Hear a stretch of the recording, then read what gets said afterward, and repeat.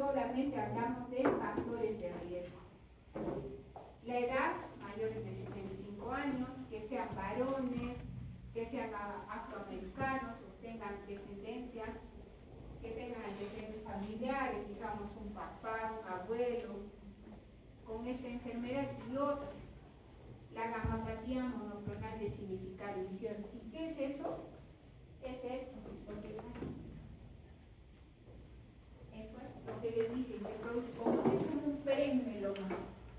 Eso, si un paciente tiene una gamapatía monoclonal de significado incierto, que es la presencia de menos de 10% de células plasmáticas, no tiene síntomas graves y tiene inmunoglobulinas producción, pero en cantidades bajas. Esos pacientes pueden transformarse en su enfermedad en mieloma múltiple, pero también podría ser que no. Ahora, otro factor de riesgo es la obesidad, el tener enfermedades autoinmunes, artritis reumatoidea, antecedentes de radiaciones ionizantes, exposición a productos químicos, pesticidas, herbicidas, esos son factores de riesgo para ahora,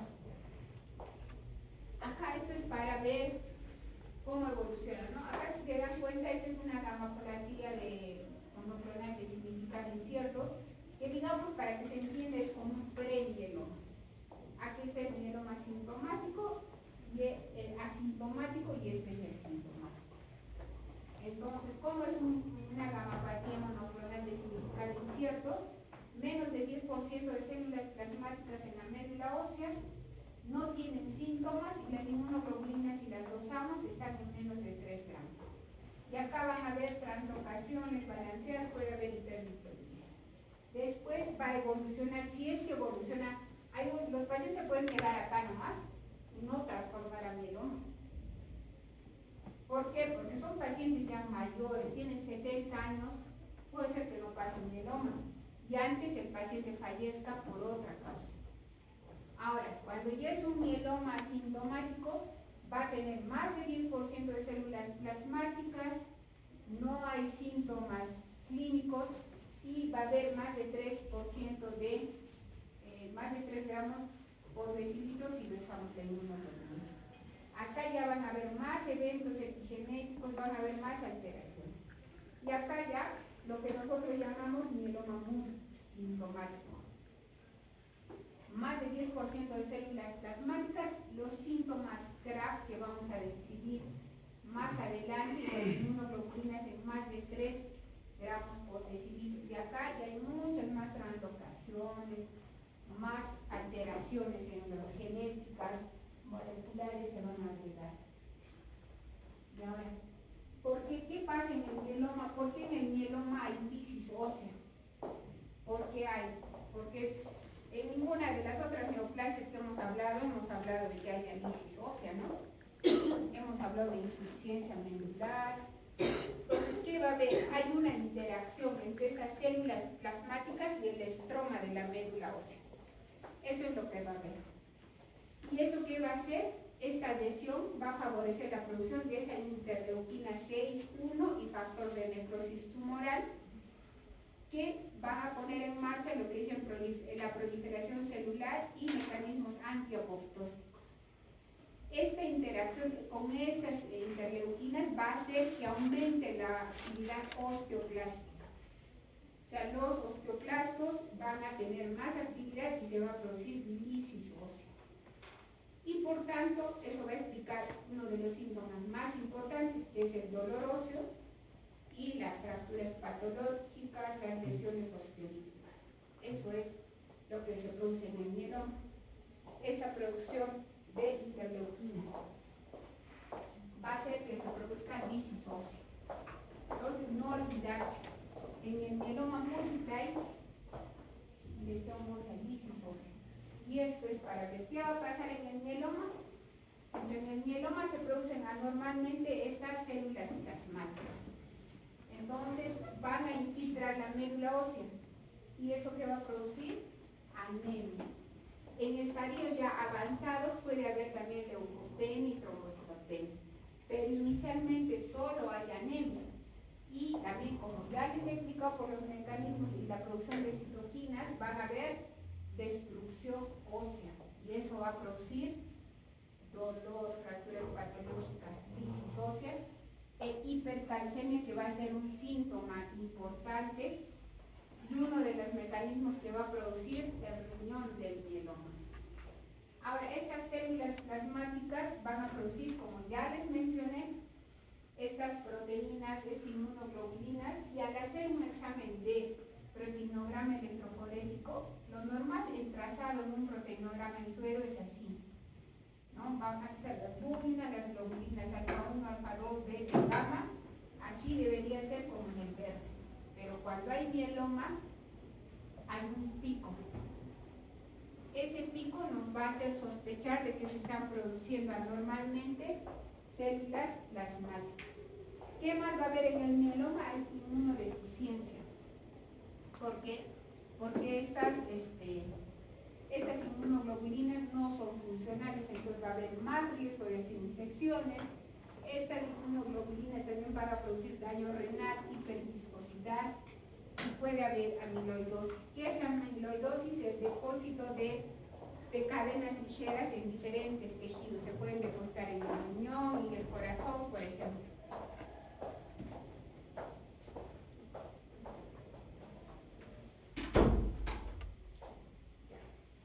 ¿Qué más en el mieloma? ¿Está claro? El mieloma es una neoplasia que es más sencilla, digamos, sospecharla y diagnosticarla. Ahora vamos a ver los síntomas clínicos. El dolor óseo, es frecuente. Miren, en 60-80% de casi todos los pacientes van a venir con dolor óseo, sobre todo en la columna vertebral. Y eso se produce porque hay lisis, ¿no? Entonces va a haber lo que se llama triada clásica de la lesión ósea en el mieloma, que hay dolor, hipercalcemia y fracturas patológicas. Pues, ¿qué es una fractura patológica, chicos? A ver, a Gunther le voy a volver a preguntar. ¿Qué es una fractura patológica?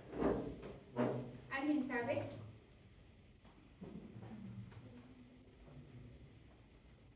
Sí. 40.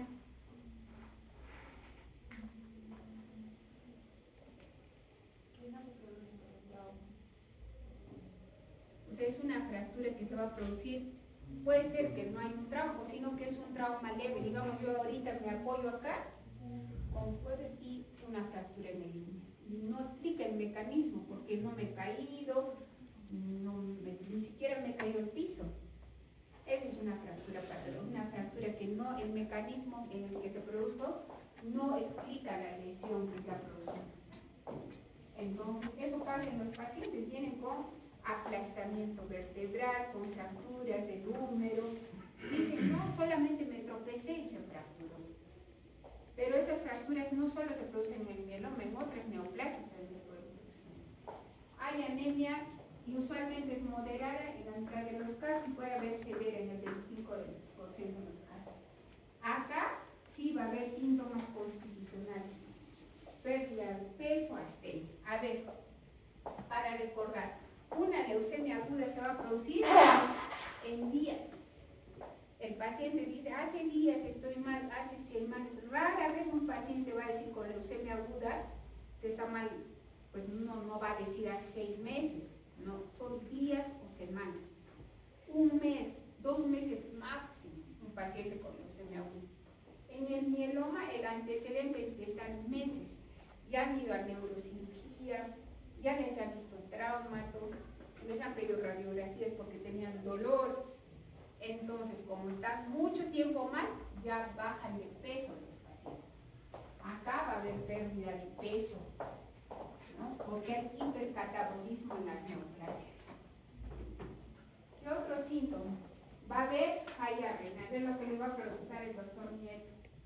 Hay insuficiencia renal. Mire, en 30 o un tercio a la mitad de los pacientes van a hacer falla renal en una de las fases de todo el proceso del mieloma. ¿Y por qué se va a producir? Esa es ya la otra pregunta que les vamos a hacer. Todos los años les preguntamos lo mismo. ¿Por qué se produce el riñón progresión del mieloma o falla renal en el mieloma. Lo que dice ahí, la eliminación de las cadenas ligeras o de las inmunoglobulinas, o también llamadas proteínas de Benjamin. Eso va a producir daño renal. La hipercalcemia, también va a haber hiperuricemia en el mieloma. La deshidratación, estos pacientes tienen infecciones.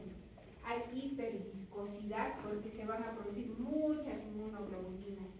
La amiloidosis, el depósito en el riñón de cadenas ligeras de las inmunoglobulinas, y también la infiltración de estas células plasmáticas en el riñón. Todo eso va a explicar por qué en el mieloma múltiple hay falla renal. El porcentaje es muy alto. Y también pasa que los primeros que encuentran a los pacientes con mieloma múltiple también son los nefrólogos, porque tienen pacientes con falla renal que primero los buscan a ellos, que tienen anemia, falla renal doloroso, y ellos son los que nos pasan a los pacientes a los hepatólogos. Ahora, también va a haber infecciones y va a ser la primera causa de mortalidad, ¿no? Como dice acá, 0,8 a 2,2 episodios por paciente por año. Va a haber hiperviscosidad, que va a ser raro, y sobre todo con la inmunoglobulina A. ¿Y qué va a producir la hiperviscosidad? Alteraciones del sistema nervioso central, congestión vascular pulmonar, insuficiencia cardíaca, daño renal y sangrado. Pero la hiperviscosidad es una complicación poco frecuente, o es una manifestación. La amiloidosis también es poco frecuente. Otras manifestaciones del mieloma, sangrado. Acá, miren, en un mieloma que hay hepatoesplenomegalia es muy raro. No suelen haber mielomas con hepatoesplenomegalia, pero sí pueden producirse plasmocitomas. ¿Qué son los plasmocitomas? Son tumores de células plasmáticas. Por ejemplo, puede haber un plasmocitoma en el sistema nervioso central, puede haber un plasmocitoma en el esternón, puede haber un plasmocitoma en el pulmón. Esos son tumores de células plasmáticas. Ahora, ¿qué va a producir la hipercalcemia? Lo que ya ustedes saben: náuseas, vómitos, estreñimiento, diabetes insípida, que se van a manifestar con polidipsia, poliuria, deshidratación, encefalopatía, va a haber somnolencia, irritabilidad, hasta convulsiones, y finalmente fallo renal. Esos son todos los síntomas del mieloma. Ahora, ya sospecho que un paciente tiene mieloma, es adulto, mayor, y viene con anemia, falla renal y doloroso. ¿Qué hago al pedirle? Le pido un hemograma, van a tener anemia, usualmente moderada, pocas veces severa, y en casos muy avanzados del mieloma puede haber fallo. Pero algo que sí tienen que recordar, que solemos ver en el frotis de sangre periférica, es lo que se llama fenómeno de reloj. Ahí están los glóbulos rojos en pila de monedas y por eso se ven así. Y eso se produce porque se producen muchas inmunoglobulinas en la médula ósea. ¿Qué otro examen voy a pedir? Por ejemplo, si pido un PCR, va a estar elevado. Si hay falla renal, va a estar elevada la creatinina, la urea, el calcio, el ácido úrico. Y si hay síndrome nefrótico, va a haber pérdida de proteínas, ¿no?, por el riñón. Pero lo que sí vamos a encontrar, si hacemos una proteinuria y buscamos las proteínas de Benjamin, las vamos a encontrar. Y ya como les dije, ¿qué son las proteínas? La proteinuria de Benjamin son las cadenas ligeras de las inmunoglobulinas que están filtrándose por el riñón. ¿Qué más vamos a tener si le hacemos un perfil hepático? Ustedes saben que las globulinas son las inmunoglobulinas, ¿no es cierto? Y siempre en un perfil hepático lo que más tenemos son albúminas, que es globulina. Pero en el mieloma múltiple eso se va a invertir. Eso se llama inversión albúmina-globulina. ¿Qué más va a haber en el mieloma? Marcadores tumorales. Aumento de la LDH y de la beta-2 microglobulina. Entonces, esos son marcadores. Si yo pienso en mieloma, tengo que pedir esos marcadores.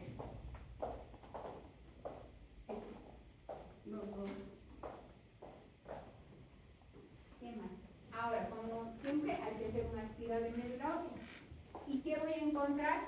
Más del 10% de células plasmáticas en la médula ósea, y esas células van a desplazar la hematopoiesis normal, por lo tanto se va a producir anemia, puede producirse leucopenia y trombocitopenia, aunque es menos frecuente.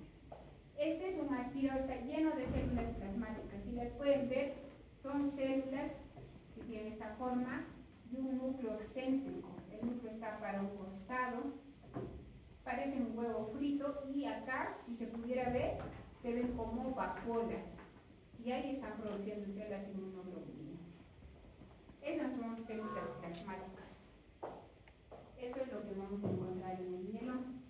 Ahora, también en estas enfermedades se hace citometría de flujo y tienen sus propios marcadores. CD38, CD138, inmunoglobulina del citoplasma y CD53. También se hace estudios de cariotipo. El 50% de los pacientes van a tener afectación del cromosoma 14, como translocación 11-14, 4-14, 14-16, y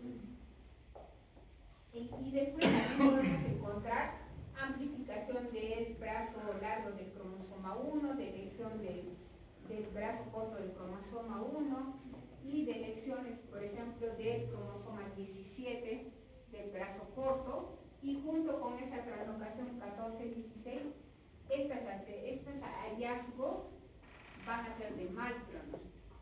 Nosotros en el hospital no hacemos todavía estos estudios, porque para buscar solo esto, hay que hacer estudios de FISH o estudios de NGS, y nosotros no tenemos acceso a esos exámenes porque son muy caros. Nosotros no llegamos a hacer estos. También se pueden hacer estudios moleculares, por ejemplo, mutaciones en la región variable de la cadena pesada de inmunoglobulinas, mutaciones del P53, que le van a dar un mal pronóstico. ¿Y por qué nosotros queremos saber si un paciente va a tener buen o mal pronóstico? Porque la quimioterapia va a ser diferente, va a ser más agresiva si el mieloma es más agresivo. Ahora, hablando del componente monoclonal, el 60% de los mielomas son inmunoglobulina G, y esa también es otra pregunta que siempre les hacemos en el examen. ¿Qué mieloma es más frecuente? La inmunoglobulina G. El 20% es la inmunoglobulina A, el 15% es solo a cadenas ligeras. Yo les había dicho que las inmunoglobulinas tienen una cadena pesada y una ligera, y siempre van juntas. Les dije, es IgG kappa, es IgA lambda, siempre van juntas.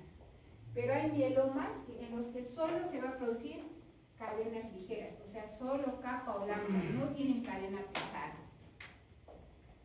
Entonces, esos se van a llamar mielomas a cadenas ligeras. También pueden haber inmunoglobulina D y algunos no secretores en los que no encontramos inmunoglobulina.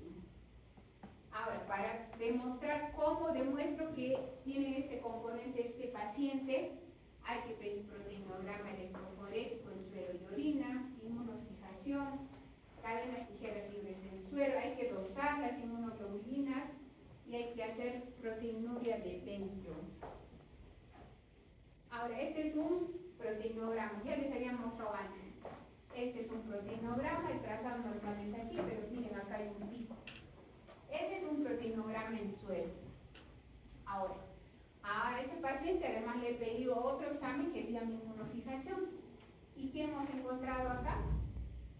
Que hay presencia de inmunoglobulina A y es kappa. Acá marca, no, perdón, inmunoglobulina G, kappa. Eso es lo que marca, ¿no? Entonces, ese mieloma de este paciente es inmunoglobulina G, kappa, aquí está el trazado. Y eso es lo que son exámenes de laboratorio que pedimos para hacer un diagnóstico. Y también hay un examen, bueno, es un trazado normal. Acá está el pico monoclonal donde se están produciendo anormalmente las inmunoglobulinas y estas se están produciendo este pico. Y ese examen no solo es importante para el diagnóstico, sino también en el seguimiento, pedimos el mismo examen. Ahora, ¿cómo voy a demostrar que el paciente tiene lesión ósea? le pido una radiografía, puedo ver que tiene osteoporosis, puedo pedir un surveyoso, que son radiografías desde el cráneo hasta los pies, los huesos largos, y acá se ven, no sé si logran ver, acá hay lesiones en sacabocado. Esas son lesiones líticas en el cráneo, que se suelen ver. También, ¿quién me va a indicar que hay lesión ósea? La hipercalcemia, que se presenta en un cuarto de los pacientes. Las fracturas óseas y el dolor óseo incapacitante. Todo eso va a producir la lesión ósea. Acá lo mismo, miren, estas lesiones líticas grandes en el cráneo y acá también en las vértebras. Pero más sensibilidad tienen las tomografías, entonces también solemos pedir tomografías o el examen del PET-CT, que es la tomografía con emisión de positrones, tomografía computarizada. No tenemos acceso, pero acá, ven, acá se ve una lesión y acá la capa en el PET. Esos exámenes se hacen en Lima, ¿no? En el esternón también, acá hay una lesión. ¿Sí? Las lesiones. Hay exámenes que nosotros todavía no tenemos acceso para diagnosticar. Ahora, los criterios diagnósticos, igual, en el mieloma múltiple hay criterios diagnósticos. Lo primero, el primer criterio es que en el aspirado de médula ósea, en la biopsia, haya más de 10% de células plasmáticas o que hayamos encontrado un tumor de células plasmáticas. Eso se llama plasmocitoma. Ahora, los eventos definitorios de mieloma, como dice ahí, es la presencia de algún ítem del daño de órgano A o alguno de los biomarcadores de malignidad. Estos son los que les estaba diciendo los síntomas graves. ¿Y qué van a hacer? La hipercalcemia, la falla renal, ¿no? Acá dice menos de 40 mililitros por minuto de depuración o más de 2 de creatinina, la anemia, las lesiones óseas que podemos demostrar. Todos estos van a ser lo que se llama daño de órgano blanco o se llaman también síntomas graves. Entonces, todo eso tengo que tener para demostrar que es un mieloma sintomático, ¿no? Entonces, hay biomarcadores, esto solo para que lo conozcan, no para confundir. Ustedes tienen que saber que así se diagnostica un mieloma. Esos biomarcadores los usamos cuando no hay clínica, cuando el paciente está asintomático y queremos ver si podemos iniciar tratamiento, ¿no? Esto. Pero los otros son los que ustedes tienen que conocer. Ahora, como en esta enfermedad también tenemos que saber en qué estadio está el paciente. Esta es una clasificación estadiaje de Dury Salmón que es antigua. Ahora hacemos otro índice pronóstico. Entonces, en este estadiaje se divide en estadio 1, 2 y 3. En el estadio 1, la hemoglobina, miren, tiene una anemia leve, las proteínas monoclonales no están muy altas, ni la proteinuria del ventrón. La radiografía está normal, no hay daño óseo y el calcio está normal. Si se diagnostican, cumplen estos criterios, se llama estadio 1.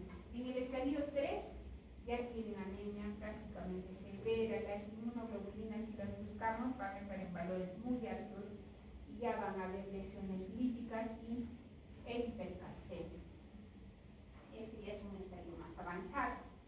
Entonces, la creatinina, si está en más de 2, se va a llamar, por ejemplo, estadio clínico de Dury Salmón 3B, si la creatinina está en 3, por ejemplo. ¿Y por qué creen que es importante hacer este estadiaje? ¿Para qué creen que sirve? Si yo hago un estadiaje en estos pacientes.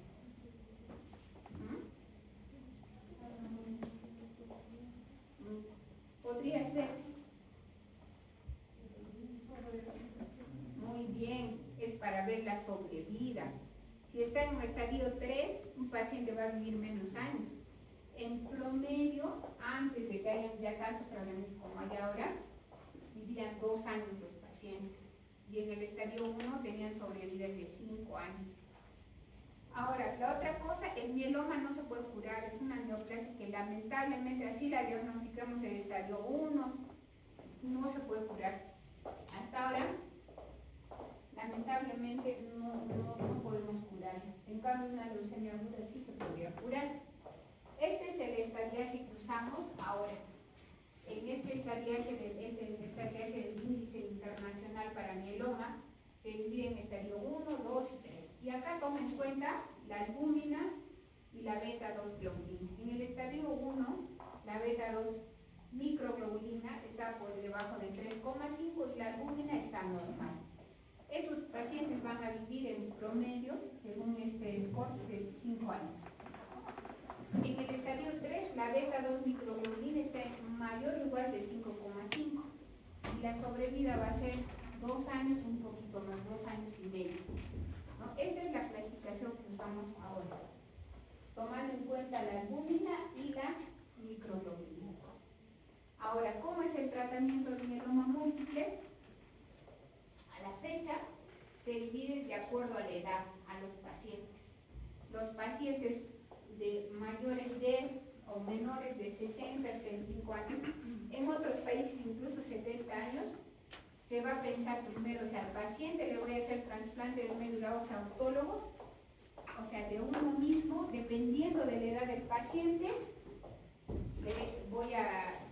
de acuerdo a su edad, voy a definir, ¿este paciente lo voy a trasplantar o no? Y de acuerdo a eso va a ser el tratamiento. A los que sean menores de 65 años, les vamos a dar una quimioterapia de inducción como en las leucemias. Y, por ejemplo, hay muchos esquemas que se usan. Esto es daratumumab, bortezomib, lenalidomida, dexametasona. Son anticuerpos monoclonales el daratumumab, pero nosotros en Perú, es un país con escasos recursos, usamos para inducir el bortezomib, la talidomida y la dexametasona. Les damos quimioterapia entre 4 a 6 ciclos y ya ahí vemos si han respondido. Si han respondido y hemos encontrado una remisión completa o respuesta parcial, ¿qué hacemos? Les hacemos un trasplante de ellos mismos. ¿En qué consiste el trasplante autólogo? Les damos medicamentos como el filgrastim y la ciclofosfamida para que salgan sus células madre de la médula ósea que está en el hueso y salgan a la sangre periférica. Y nosotros vamos viendo en qué día sale y hacemos una féresis a través del laboratorio y sacamos las células madre que se colectan. Ese proceso se llama movilización. Una vez que hemos hecho la colecta de sus propias células madre del paciente, les damos esta quimioterapia que se llama Melphalan, que es una quimioterapia agresiva. Recuerden que son mayores, no son abuelitos, pero bueno, son mayores. Les damos quimioterapia agresiva y eso les produce una pancitopenia y una neutropenia profunda, cero de neutrófilos varios días. Y para recuperarlos y no se nos mueran después de haberle dado esta quimioterapia, nosotros les infundimos sus mismas células madre. ¿Para qué? Para que menos tiempo estén con neutropenia y no adquieran infecciones graves y no fallezcan. Ese es el trasplante autólogo. La finalidad de hacer un trasplante autólogo es recuperarlo de una quimioterapia intensiva a un paciente. Ese es. El trasplante halogénico tiene otra finalidad. Después de eso les damos la fase de mantenimiento. Y los pacientes con mieloma son así. Así está el pico monoclonal, nosotros lo bajamos, les trasplantamos y van a estar unos años bien, otra vez recaen. Ya serán 5 años de sobrevida. Les damos otra quimio, otra vez recaen nuevamente y otra tercera recaída y ahí de repente les damos otra quimioterapia y ya no tenemos en el Perú más que dar y los pacientes fallecen. Un paciente post-trasplantado que le va bien puede tener una sobrevida mayor a 10 años. Así. En otros países están usando anticuerpos biespecíficos, están viendo la posibilidad de usar Gardasil. ¿No? Nosotros en el Perú no tenemos acceso a esos tratamientos. En otros países del primer mundo usando otros tratamientos, sus pacientes están viviendo, dicen que por 19, 20 años de sobrevida. Entonces, si es un paciente anciano que ha diagnosticado mieloma a los 60 y vive 20 años, pues es lo que iba a vivir, ¿no? 20 años más.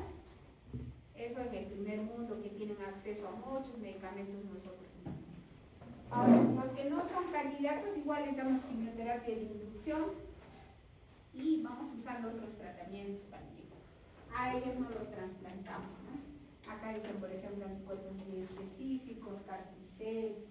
Vamos viendo muchos tratamientos que se pueden usar. ¿Por qué? Porque, como les digo, el mieloma es una neoplasia crónica, es un cáncer crónico. No es como un cáncer de estómago, por ejemplo, que los pacientes pueden morir rápido. No, el mieloma es crónico, viven años. Por eso hay muchos tratamientos, recae, o lo mandamos a revisión, otra vez recae. Otra vez a revisión, otra vez recae. Y así viven muchos años, pero lamentablemente no los podemos curar. ¿Sí? ¿Alguna pregunta acá? Eso es todo por mieloma.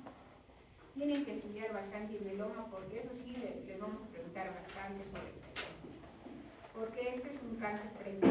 Tienen que saber sospechar el mieloma, porque hay pacientes, por ejemplo, tenemos hoy día hospitalizada una paciente para trasplante del Hospital de Salud, y ella me decía que antes de que nosotros le diagnosticáramos mieloma ya había ido a otras especialidades por el dolor óseo, por el dolor lumbar. Me dijo que había ido ya a neurología, que le habían hecho caminar de puntitas, y le habían dicho, no, ese es un problema nomás que necesita rehabilitación. Pero ella en el fondo tenía mieloma, o sea, han recorrido ya consultorios porque tienen dolor óseo. Y muchas veces no sospechan. Entonces, si ustedes ven un paciente que tiene la triada que les he dicho, anemia, dolor óseo, falla renal, o solo dolor óseo, pídale a un hemograma, creatinina, pídale una tomografía de columna lumbar y pueden, de columna vertebral, y pueden ver si hay lisis ósea. ¿Sí? ¿Ninguna pregunta, chicos?